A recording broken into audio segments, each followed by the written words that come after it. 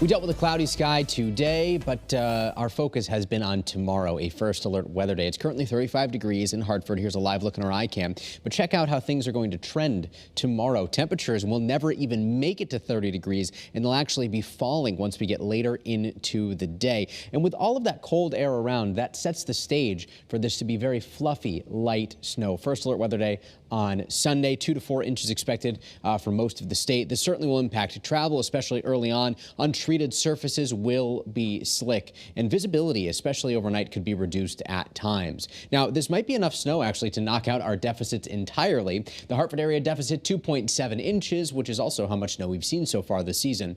Trace and Bridgeport 2.6 inches currently for the deficit. So we're up over 2.5-inch deficit, but that's only part of the story. As the wind picks up tomorrow, we'll start to see wind chill values drop off quite a bit, and by Monday morning, wind chill values will be on either side of 0 degrees. So another first alert weather day Monday, as that Arctic air in tandem with the gusty wind make it feel much colder outside.